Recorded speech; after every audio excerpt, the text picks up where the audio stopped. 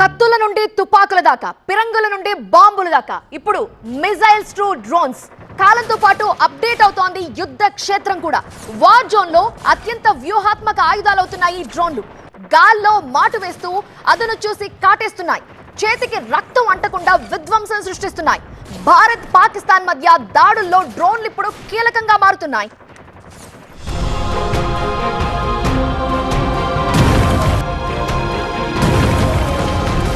డ్రోన్లతోనే విధ్వంసం.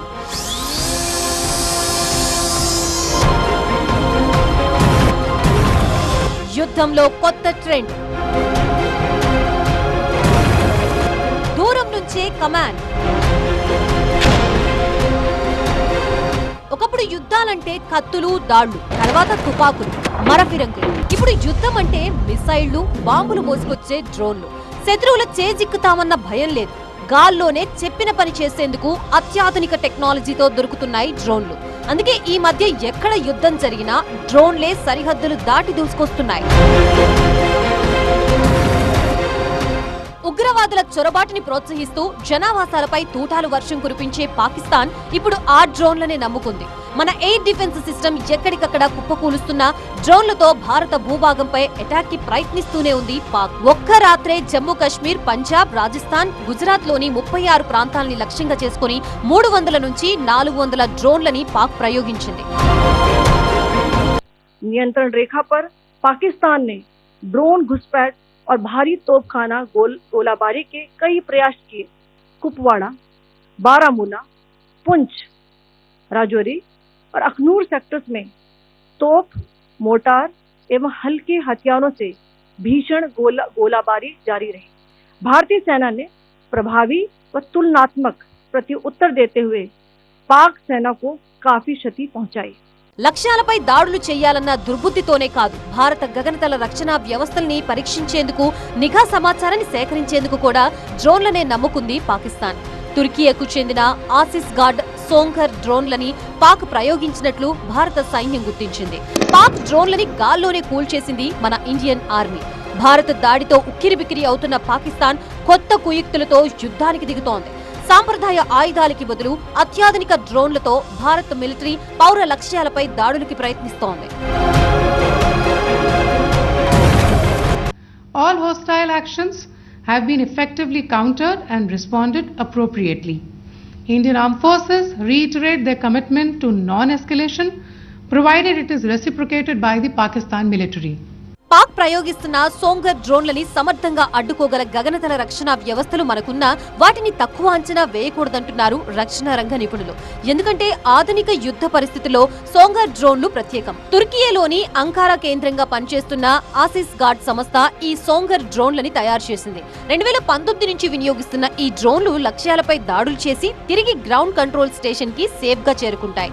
Remote control తో వీటిని నియంత్రించవచ్చు. ఆధునిక యుద్ధ తంత్రంలో కీలకంగా పనిచేసే సోంఘర్ డ్రోన్లకి సరిహద్దులు దాటి దాడులు చేయడంలో రికార్డుంది. సోంఘర్ డ్రోన్ కి అత్యాధునిక ఆటోమేటిక్ మిషన్ గన్ కూడా అమర్చి ఉంటుంది. చిన్నపాటి క్షిపణుల్ని పేల్చే సామర్థ్యం ఈ డ్రోన్ కుంది.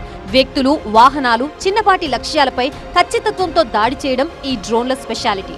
45 కిలోల బరువుని మోసుకెళ్లగలిగే సోంఘర్ డ్రోన్లు ఏకబిగిన 25 నుంచి 30 నిమిషాల వరకు గగనతలంలో ఎగరగలవు. సముద్ర మట్టం నుంచి 2800 మీటర్లు, భూమట్టం నుంచి 400 మీటర్ల ఎత్తు దాకా ఇవి ఎగరగలవు. గగనతలంలో ఎగురుతూనే ఫోటోలతో పాటు సమాచారాన్ని పంపటం వీటి ప్రత్యేకత. గ్రౌండ్ స్టేషన్ తో సంబంధాలు తెగిపోయినా వెతుక్కుంటూ తిరిగి రాగల సోంఘర్ డ్రోన్లకి భారత బలగాలు ఆ అవకాశం ఇవ్వకుండా నేలకూలుస్తున్నాయి.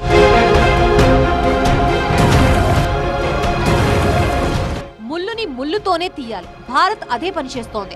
తుర్కియే డ్రోన్లతో రెచ్చిపోతున్న పాకిస్తాన్ కి అంతకంటే పవర్ఫుల్ డ్రోన్లతో బదిలిస్తోంది. కరాచీ, లాహోర్లో పాక్ మోహరించిన గగనతల రక్షణ వ్యవస్థలు, రాడర్ వ్యవస్థలపై మన సైన్యం గురి తప్పకుండా దాడి చేసి పాక్ రాడర్, గగనతల రక్షణ వ్యవస్థల్ని లక్ష్యంగా చేసుకోవడానికి హరోప్ డ్రోన్లని భారత్ వినియోగించింది. ఇజ్రాయెల్ ఏరోస్పేస్ ఇండస్ట్రీస్ తయారు చేసిన హరోప్ డ్రోన్లో భారీ పేలుడు సామర్థ్యం ఉన్న వార్ హెడ్ ఉంటుంది. 23 కేజీల పేలుడిని తీసుకువెళ్లే కెపాసిటీ ఉంది ఈ డ్రోన్లకు.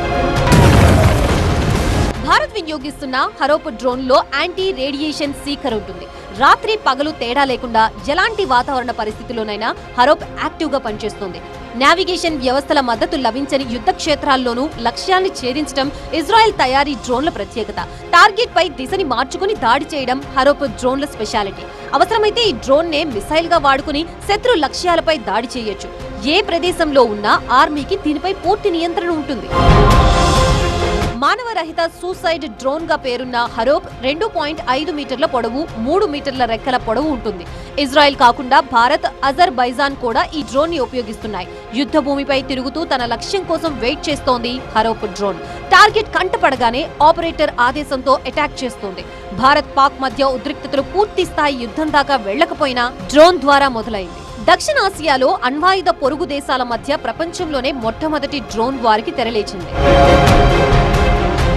పాక్ డ్రోన్లని భారత్ బలగాలు కూల్చేశాయి. కరాచీ, లాహోర్, రావల్పిండితో సహా వివిధ నగరాల్లో 25 దాకా భారతీయ డ్రోన్లు కూల్చివేసినట్లు పాకిస్తాన్ సైన్యం ప్రకటించింది.